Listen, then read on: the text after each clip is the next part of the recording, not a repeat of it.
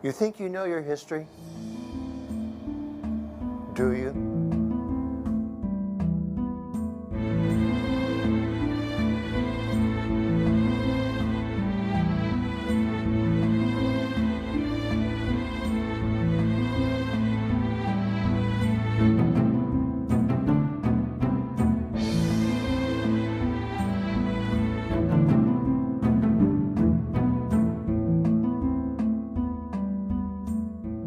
Hi, I'm your host, Rick Wagner. Welcome to episode 2 of this series. If you haven't seen episode 1, you really need to view it first before continuing here any further. As with episode 1, this segment begins with the death of a Stratford man, assumed many years later to have been the author of the Shakespearean works. As we saw in episode 1, the Stratford man's death was a non-event. We further saw compelling evidence that he was lacking in education and that he spelled his name Shakespeare, not Shakespeare. On this, Sir Derek Jacobi and Sir Mark Rylance tell us, Never Shakespeare. Never Shakespeare, even in his will. And never hyphenated, even in his will. I think in his will it was either spelled Shaxpere or Shaks. Yes. So even at the end of his extraordinary life, he didn't use the name that appears on the frontispieces of quartos and folios, where after a certain date when his plays appear. this is important because, as we shall later see, it explains how the insidious mixing of the two similar but distinctly different names gradually led to a body of folklore which treats the two names as one person.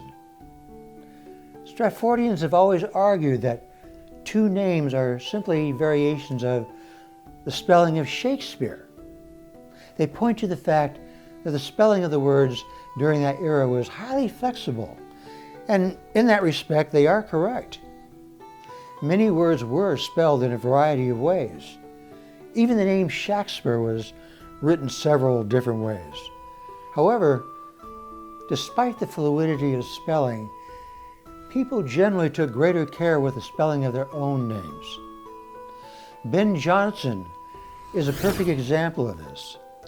He took special care to always write his name Johnson, deliberately omitting the letter H, which was part of the original spelling of his name.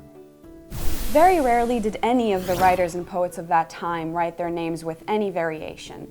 But most importantly, the authorial name that appears on the printed Shakespearean works was always Shakespeare, sometimes with a hyphen between the shake and spear, but the spelling was always the same and was never spelled as Shakespeare. The Stratfordians can argue all they want, but the authorial name Shakespeare just isn't the same as Shakespeare. Furthermore, if Shakespeare truly thought his name was Shakespeare, wouldn't he at least have written his name as Shakespeare just once? But he never did. Is that really important?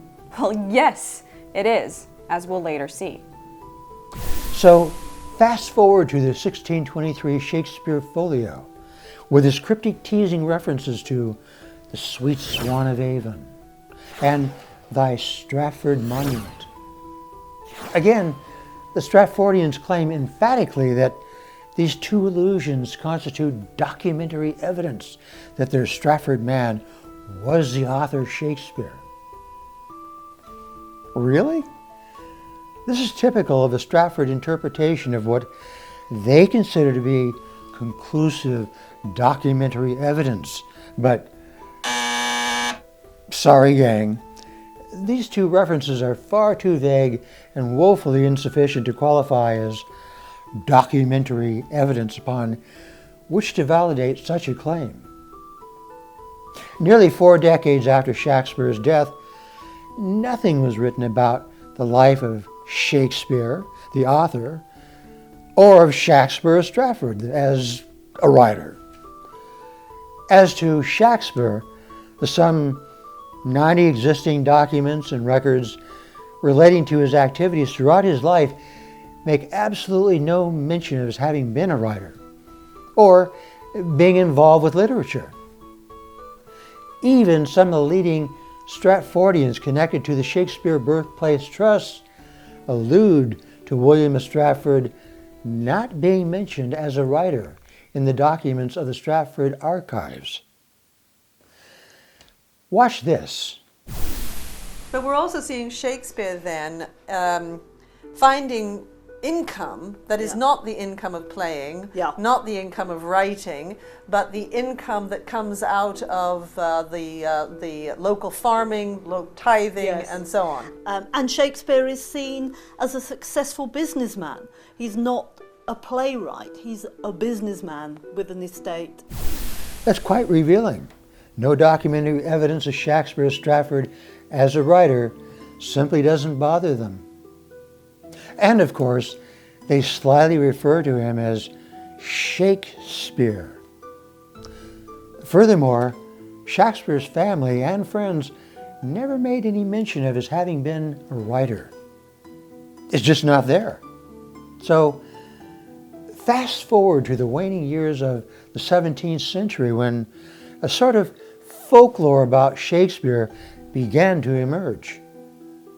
The antiquarian writer John Aubrey, in his somewhat encyclopedic book, Brief Lives, was the first to write an unofficial and undocumented biography of Shakespeare, about 1 page, consisting of incoherent, inaccurate snippets about Shakespeare based entirely on secondhand hearsay, gossip, and questionable assumptions. Aubrey's esteemed antiquarian associate and employer, Anthony Wood, had this to say. Aubrey was a shiftless person, roving and maggoty-headed, and sometimes little better than crazed. He thought little, believed much, and confused everything. Be that as it may, Aubrey during his time was thought to be the leading authority on Shakespeare folklore.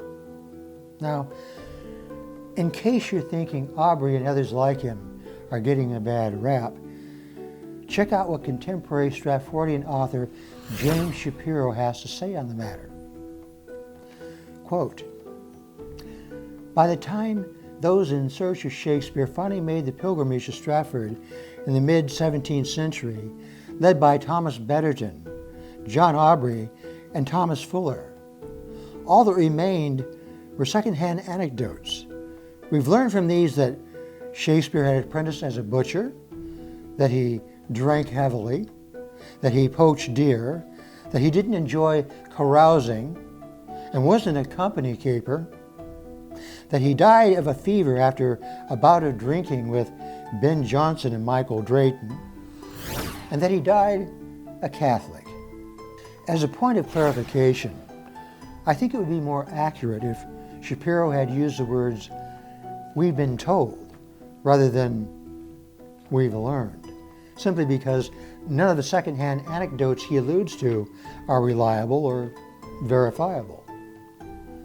So Shapiro continues, quote, "The 18th century editor Edward Capel was the first to recognize that a biography about Shakespeare's private life, rather than his public and professional one, was a lost cause."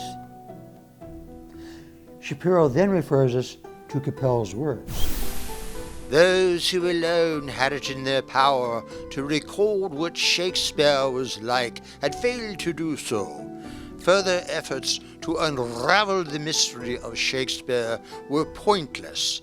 Your inquiries about them now must prove vain, and the occurrences of this most interesting life, we mean the private ones, are irrevocably lost to us."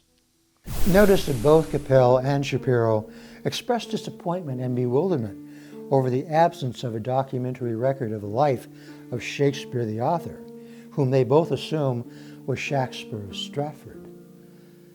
Neither of them dared to consider the more obvious explanation, Yet the folklore had unwittingly commingled the lives of the two completely different people as if they were one person. Capel shrugged off the discrepancy as a failure on the part of people who had been close to the Stratford man to write about him as having been the great poet and playwright. People such as Dr. John Hall, Shakespeare's son-in-law, who had kept a notebook in which he wrote about the passing of Michael Drayton, whom he referred to as an excellent poet, but never said anything about his father-in-law being a literary man. And then we have the Reverend Dr. John Ward, who was the vicar of Stratford many decades after Shakespeare's death. Ward had briefly toyed with the idea of Shakespeare of Stratford being Shakespeare the author. After all, what was that enigmatic monument that hung on the north wall of his church trying to say? Was Dr. Hall's failure to write about his father-in-law's life a fluke? Well, James Shapiro would like us to think so. And he neglects to mention Reverend Ward, who, like Dr. Hall, did a lot of writing in his notebook about this and that and other things. But unlike Hall, he penned a few notes about rumors he'd heard about Shakespeare.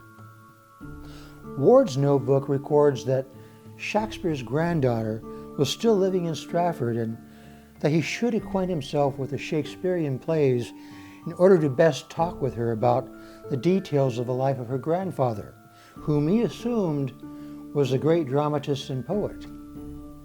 This special note to himself was the last thing he wrote on the subject. Clearly the trail went abruptly cold simply because there was nothing to be written. Ward remained the vicar of Stratford for another 19 years, yet his notebook, like that of Dr. Hall, is devoid of anything having to do with the life of the author Shakespeare. For more information about people who wrote about the village of Stratford and its inhabitants, read Ramon Jimenez's online article titled 10 Eyewitnesses Who Saw Nothing, Shakespeare's Life. The fragmented and tangled legacy of the Shakespeare folklore smeared over into the first decade of the 18th century, where in 1709 it got rooted in the first official printed biography of Shakespeare, written by the playwright Nicholas Rowe in his ambitious illustrated collection of Shakespearean plays and poems, conveniently titled The Poems and Plays of William Shakespeare. Actually, the meager and incoherent biography, approximately 40 pages, was inserted into the preface of the book bearing the title Some Account of the Life of William Shakespeare. It was little more than a bloated version of Aubrey's Tales, along with a feeble and fanciful smidge of undocumented anecdotes about Shakespeare's life in London. And thus, we find Rowe's specious account of Shakespeare's life, along with numerous other Shakespeare biographies that would follow, filled with the language of supposition, such as, I've heard, and it's been said, and he would have, might have, and he probably did. Without question, he did. And he would certainly have. And so on. Along with Aubrey's brief lives, Rowe, with little else to lean on, was seduced into conveniently portraying Shakespeare of Stratford and the ever-elusive author of the Shakespearean works as the same person. This became a fundamental premise upon which the Stratfordian establishment has clung to for more than 2 centuries. And Rowe's account became the basis and model for all subsequent Shakespeare biographies, espousing the perspective of the Stratfordian establishment. This is important because Rowe's account is not an exercise in reviewing historical facts. It can't be, because there is no record, no factual narrative about the Shakespeare authorship. Instead, Rowe presents the reader with a remarkably deceptive indulgence in a twisted fantasy world of his own invention. Nearly a century after Shakespeare's death, Rowe speaks very matter-of-factly about things he couldn't possibly have known about, as if he had magically climbed in a time machine and gone back in time to cover Shakespeare's activities and thoughts. And to make matters worse, Rowe's rambling, incoherent language is a mangled mix of gibberish and double talk. Here's a sample. It is without controversy that he had no knowledge of the writings of the ancient poets. Not only from this reason, but from his works themselves, where we find no traces of anything that looks like an imitation of them. The delicacy of his taste and the natural bent of his own great genius, equal, if not superior, to some of the best of theirs, would certainly have to read and study them with so much pleasure that some of their fine images would naturally have insinuated themselves into and been mixed with his own writings. So that his not copying at least something from them may be an argument of his never having read them.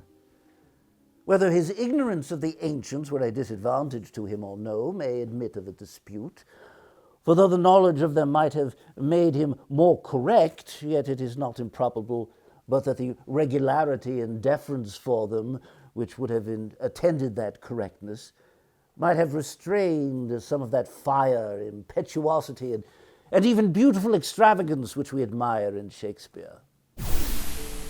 See what I mean? It goes on and on like that. And to make matters more outrageous, Rowe peppers his text with displays of reverse or circular logic that fill the pages of all Stratfordian biographies of Shakespeare. This technique begins with the assumed premise that their Stratford man was Shakespeare the author. Then it works backward, filling in the blanks of the man's life with unfounded statements about how he would have or must have acquired all this specialized knowledge and understanding of languages and skills necessary to have written the canonical works of Shakespeare. Thus, Rowe continues. Some Latin, without question, he did know.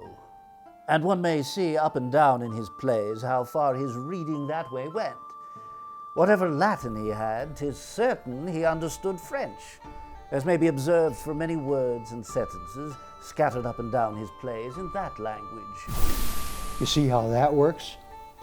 So, instead of demonstrating how, when, and where William of Stratford learned Latin, French, Greek, Italian, and Spanish, or how, when, and where he acquired extensive knowledge of law, medicine, science, philosophy, geography, falconry, navigation, courtly customs and manners, military jargon, etc., Rowe slyly turns the tables around with the simple premise that his man was the author, and therefore had to have picked up all of this knowledge and ability by the sheer force of supposition about the similarities between the names Shakespeare and Shakespeare.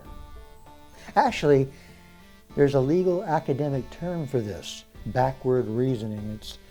It's called begging the question.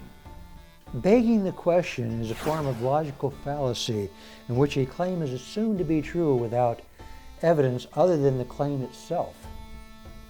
And so, for more than 200 years, the Stratfordian establishment is still begging the question. But Rowe's audacity didn't stop with the application of circular logic.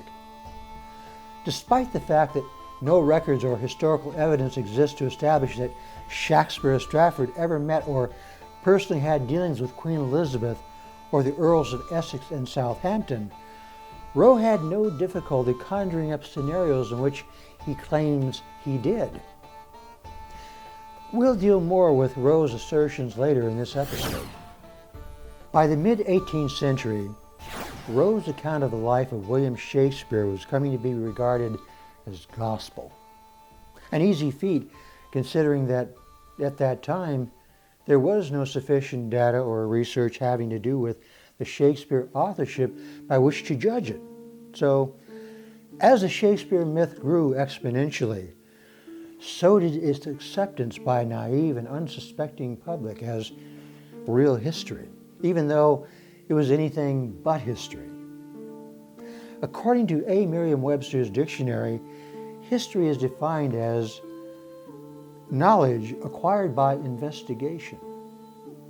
Stories common to a particular culture but not supported by external sources such as the tales surrounding King Arthur, usually classified as cultural heritage or legends because they do not show the disinterested investigation required by the discipline of history. By the 1740s, when the famed actor David Garrick began performing in Shakespearean plays on the English stage, few people had any reason to doubt the historical veracity of the Stratfordian bias toward William of Stratford. It was as if the gaping holes in the historical record about the author Shakespeare had never existed. Gradually, Garrick's colossal ego got the better of him as he began to view himself as Shakespeare's equal, a sort of twin he was molding in his own image. People wondered if Shakespeare had a greater impact on Garrick or if Garrick was having a greater impact on Shakespeare. It turned out to be the latter. For Garrick, Shakespeare could be whatever he wanted him to be.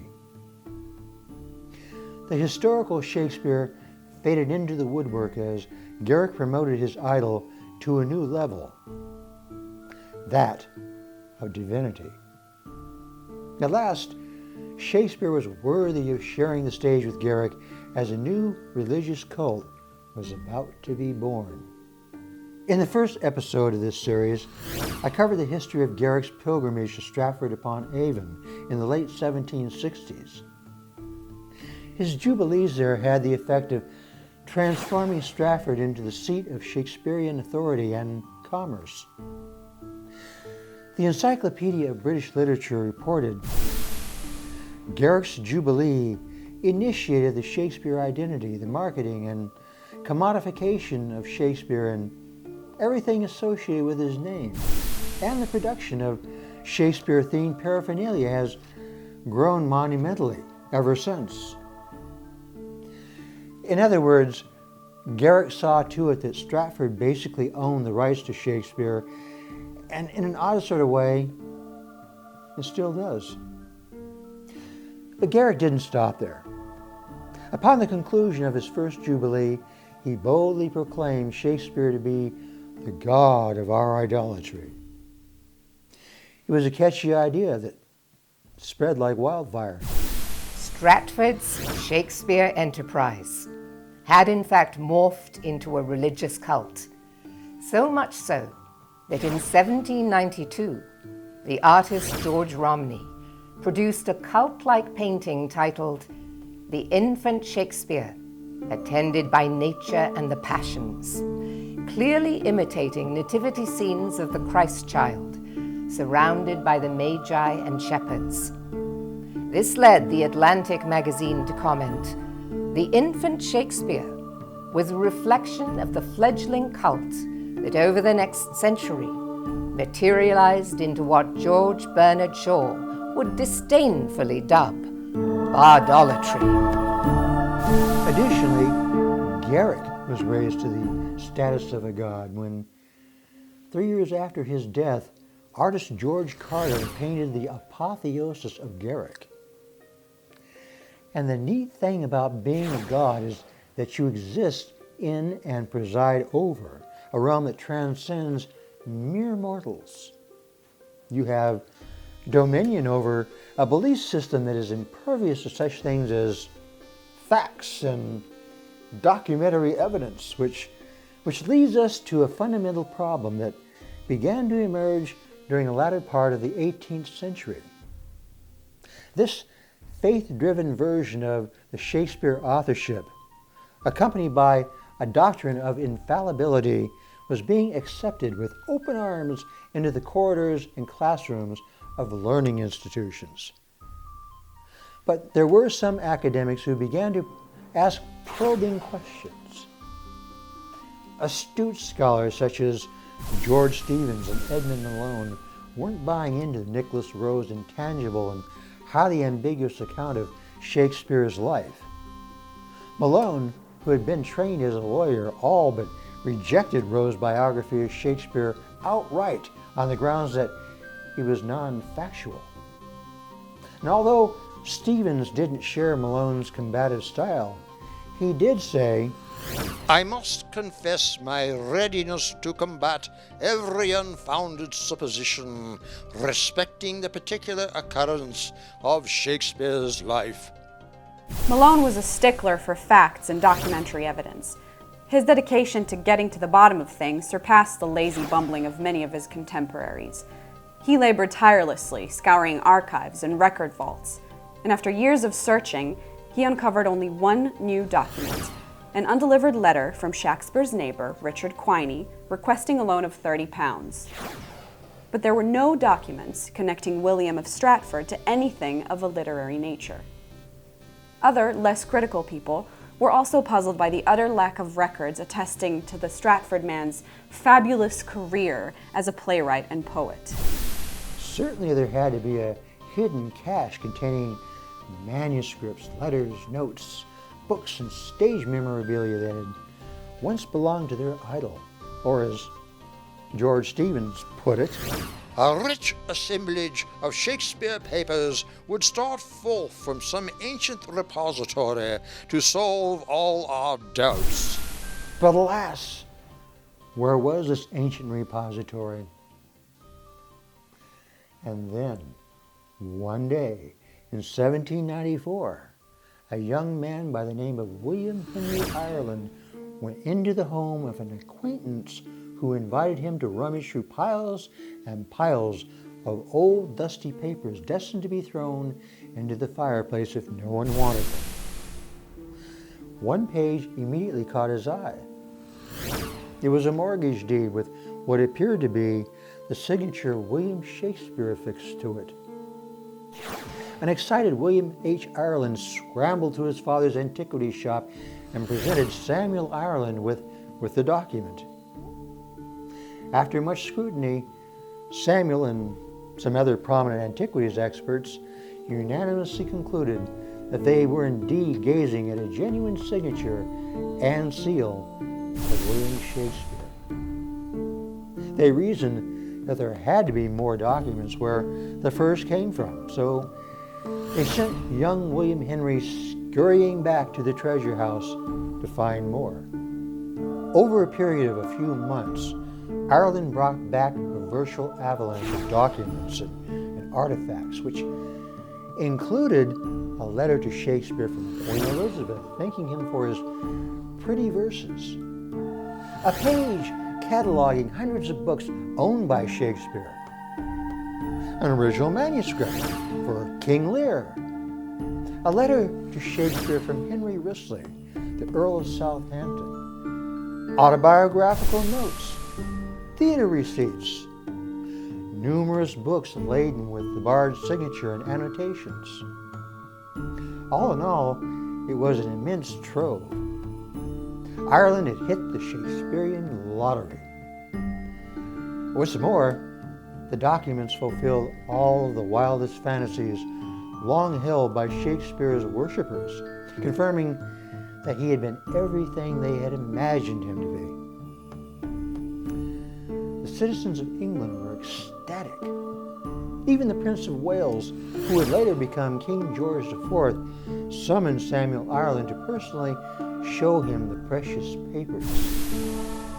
Books were being written praising the great discovery, and an endless parade of newspaper articles heralded the find as one of the most important events in recent history.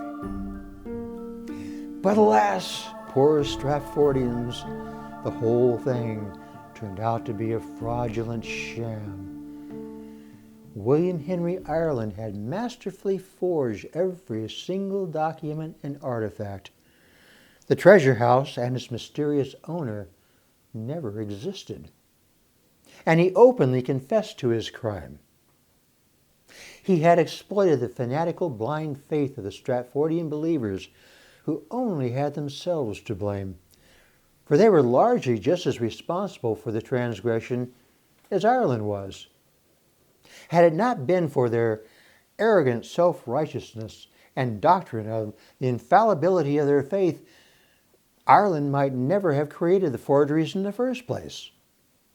However, the genie was out of the bottle, and irreparable damage had been done to history. Despite Ireland's admission to the forgery, as well as the many telltale literary and etymological errors he committed in producing the fakes, many hardcore Stratfordian believers refused to accept Ireland's confession, still insisting that the documents had to be authentic. Never mind that numerous words in the fakes were not in use until the 18th century, and never mind that Ireland had gotten many other factors wrong, such as his mention of Queen Elizabeth attending plays performed at public playhouses. Elizabeth exclusively watched plays performed at her palace, never at public houses, a practice not adopted by royalty until the 18th century. Then, too, one of Ireland's fake notes to Elizabeth has Shakespeare writing, "Each titled dame deserts her rolls and tea." What Ireland didn't know was that tea wasn't yet being consumed in Elizabethan England. And so it went. Unfortunately, the fanatical Stratfordians who had refused to believe Ireland's documents were forgeries continued to include the many falsehoods contained in those documents in subsequent Shakespeare biographies. In fact, they still do to this very day. Further forgeries were introduced during the 1830s through the 1850s by literary critic John Payne Collier. Collier was much more clever than Ireland. Most of his forgeries were aimed at filling in the blanks of Shakespeare's life during the 1580s, a period commonly referred to as Shakespeare's lost years. Collier's forgeries were mostly intended to explain how Shakespeare was able to learn everything he needed to know in order to write the plays. He forged countless documents, mostly diaries and notebooks supposedly belonging to prominent theater people, in which they incessantly make comments attesting to Shakespeare's activities as a writer, and letters between themselves and Shakespeare, all designed by Collier to fill in the blanks. Eventually, like Ireland, Collier made mistakes that betrayed his fraudulent activity, and he was exposed, but not before further damage to the history of the Shakespearean authorship had settled in. Taking back Ireland and Collier's massive deceptions would prove to be next to impossible. Now understand that everything I've just covered about the forgeries isn't something that anti-Stratfordians just happen to cook up. I mean, it's all checkable. You can check up on this stuff. Ironically, it's all contained right here in James Shapiro's book, Contested Will. Stratfordian believers know only too well who Professor Shapiro is. They faithfully and obediently quote him all the time. Now, back to the pernicious handiwork of William Henry Ireland and John Payne Collier. Unfortunately, much of what the vast majority of people around the world think they know about Shakespeare is based on Ireland Collier's forgeries. And most schools and universities are still teaching the fiction derived from them as though it's real history. And of course, the Stratfordian establishment is perfectly fine with that. It's no wonder that fantasy movies such as Shakespeare in Love are lauded by the Stratfordians as authentic history. And sure enough, James Shapiro commented on this movie saying, "This is as good as any biography of Shakespeare. The writing of the script is great because it fills in all the blanks. Fills in all the blanks? Does that sound familiar? Is Shapiro serious? If this movie is to be regarded as a good biography of Shakespeare, I'll take that as an admission that it is indeed based on the forgeries and other made-up fantasy stories that the Stratfordians have been passing off as history for all these many years. Even Tom Stoppard, the writer of the movie's script Shapiro alludes to, knows the difference between fantasy entertainment and history. Stoppard said, "This film is entertainment which doesn't require it to be justified in the light of historical theory." And I'd say that pretty well summarizes the Stratfordian historical theory of the Shakespeare authorship. And thus, the ever-growing legions of people who doubt the claim that William of Stratford was Shakespeare the author do so because of the overwhelming evidence that he wasn't. Or, in the case of the Stratfordians, their overwhelming lack of evidence, which was precisely why Ireland and Collier created fraudulent evidence in the first place, with a clear and desperate realization that without it, they never had a leg to stand on. David Garrick seemed to have intuitively understood the problem from a historical academic perspective, and I suspect that his move to elevate the Stratfordian authorship above the academic fray into a religion proved to be quite effective. It still is. Stanley Wells, who authoritatively sits at the apex of a Stratfordian established order as the honorary president of the Shakespeare Birthplace Trust, behaves and uses language that is far more consistent with a clergyman than an academic professor. For example, he constantly refers to all non-believers who disagree with Stratfordian dogma as heretics. That's not a term that is typically used in the academic world. It applies more specifically to religion.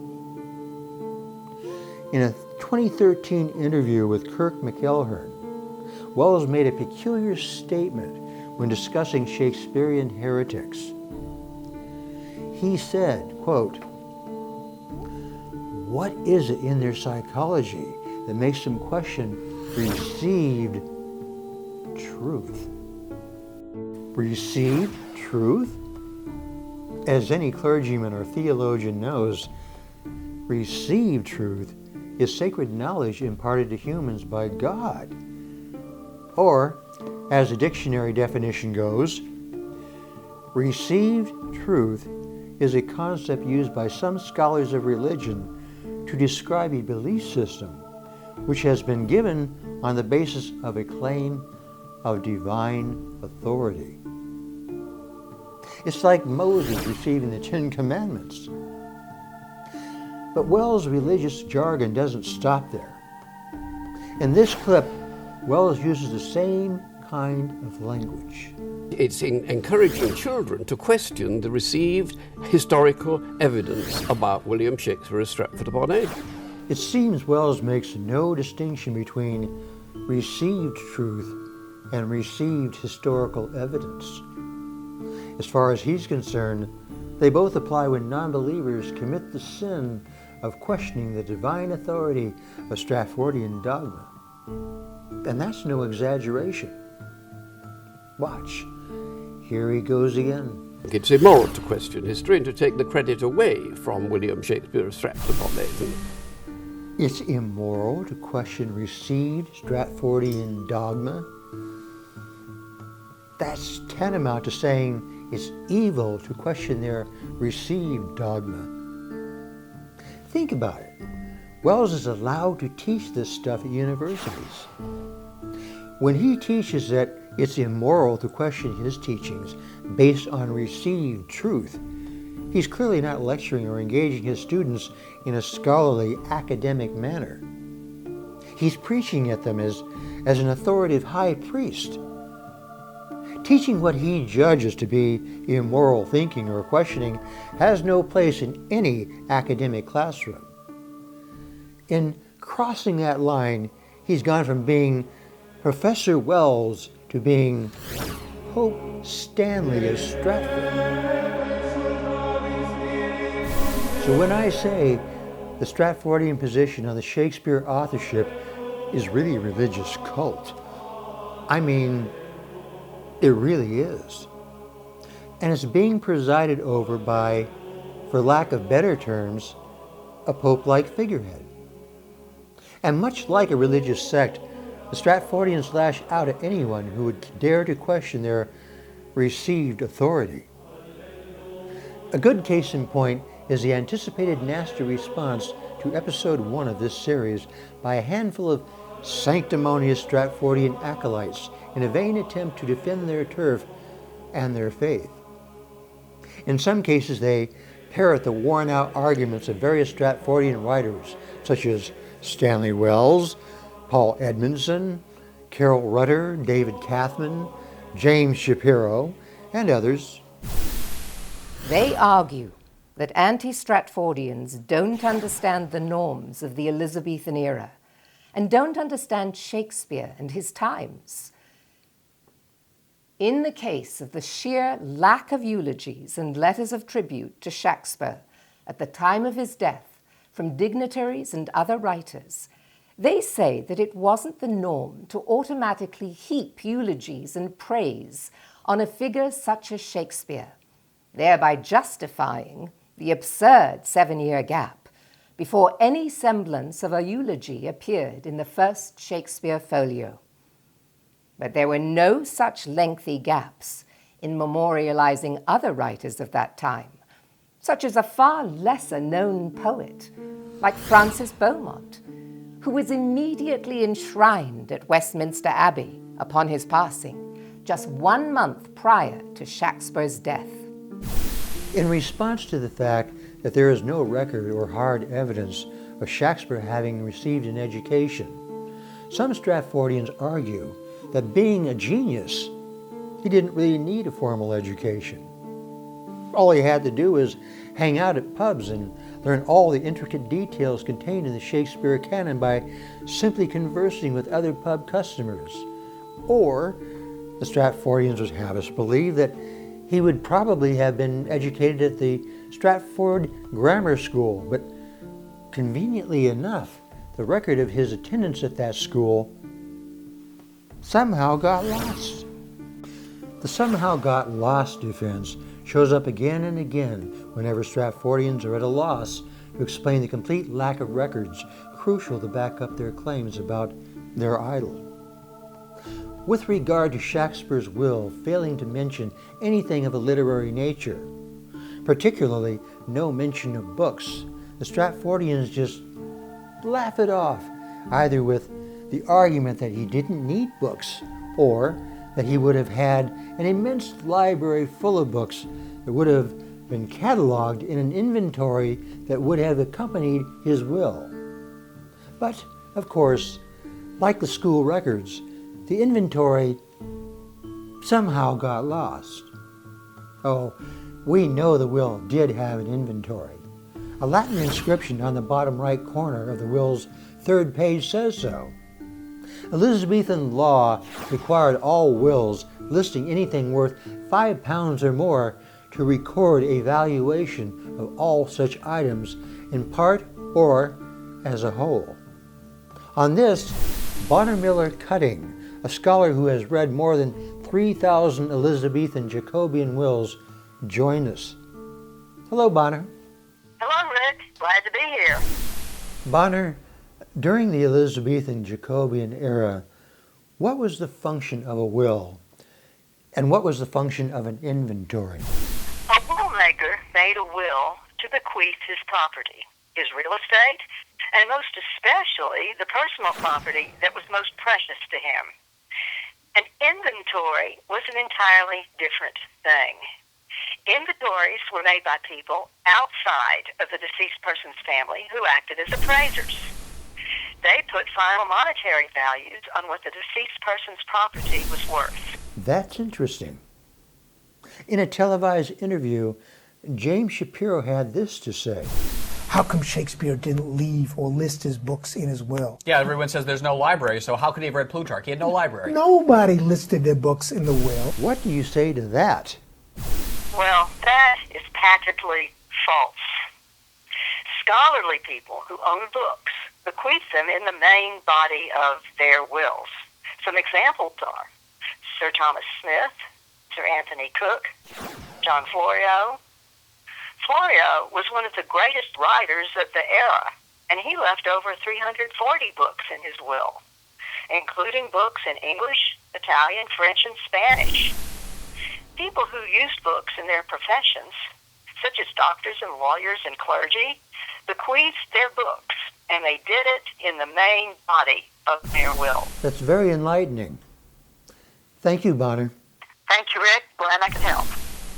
I suspect Shapiro was more concerned with preserving the Stratfordian cover story about the lost inventory rather than admit that it wouldn't have provided a list of books. It's just another extension of a Stratfordian fantasy world, a world based mostly on belief, not on facts. A good example of this is in Stanley Wells' televised discussion with Carol Rudder.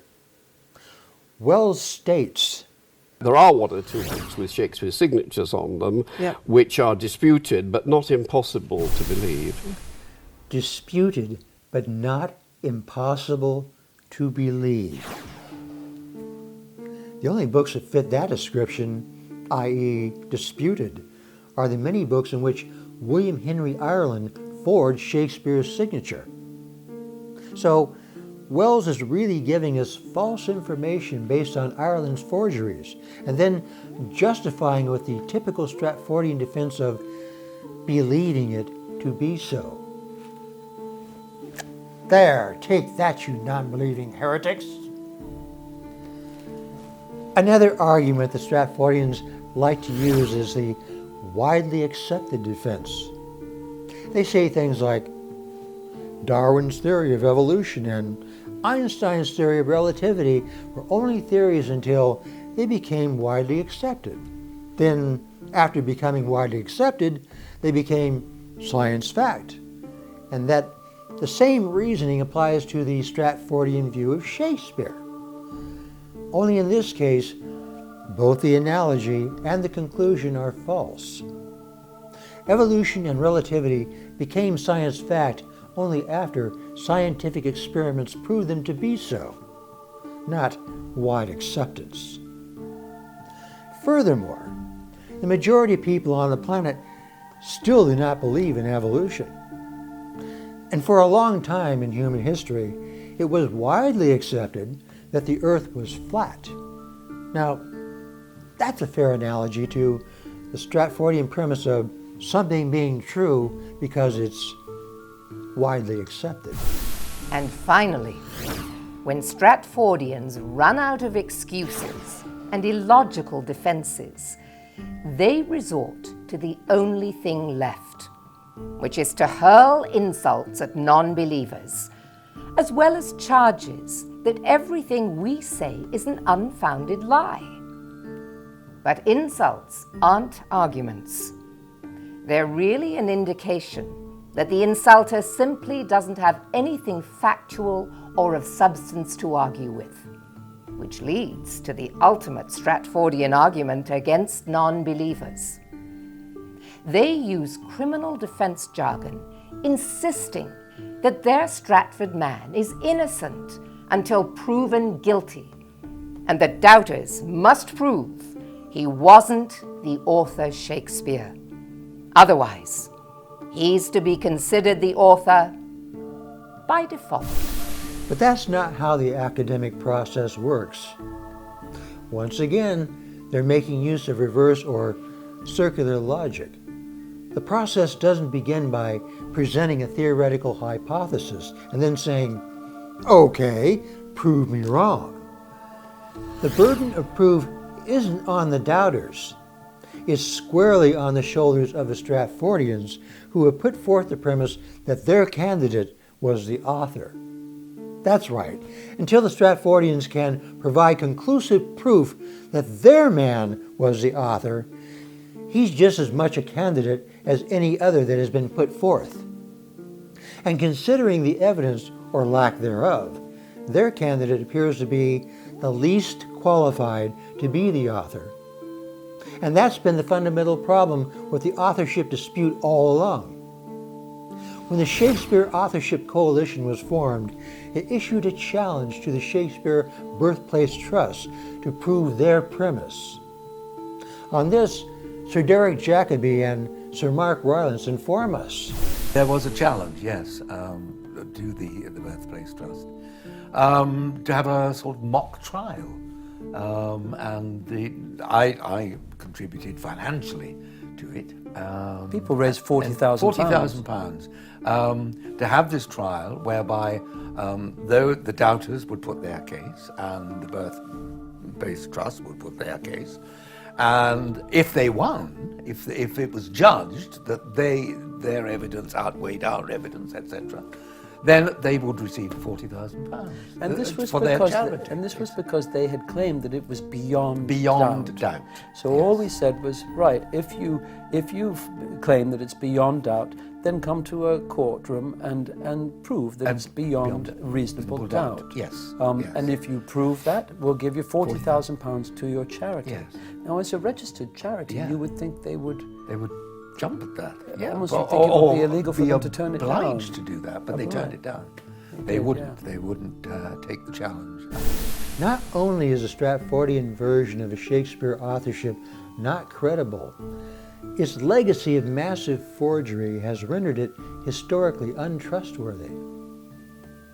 Let's face it, the reason the Stratfordians have refused to participate in such a mock trial is because they know full well that they'll lose. They spent the last 200 years building a highly slick and lucrative racket. Whether it be the Shakespeare Birthplace Trust or all the university professors of Shakespearean literature whose livelihoods depend on defending the faith and the myth, the Stratfordian establishment will feel that they are the ultimate authority over everything connected to the name Shakespeare. As a religious cult, they will, in essence, fight to the death to defend their faith. There's just too much at stake. They have no interest in pursuing historical accuracy. Their only concern is to maintain the status quo. And they've proven time and again that they'll say and do anything to perpetuate their stranglehold on the academic teachings about the authorship. So long as schools, colleges, and universities continue to facilitate the Shakespeare myth by turning a blind eye to the tainted Stratfordian legacy, the status quo will remain an egregious stain on history. Let's remove the stain once and for all. In the case of Shakespeare, history deserves far better. Will we ever truly know the identity of the mind or minds who produce the Shakespearean works? No one really knows. But the ever-increasing body of hard evidence about the authorship is leading farther and farther away from Stratford. Could one man know all that? Could it be more than one mind? Could it be an amalgam of minds?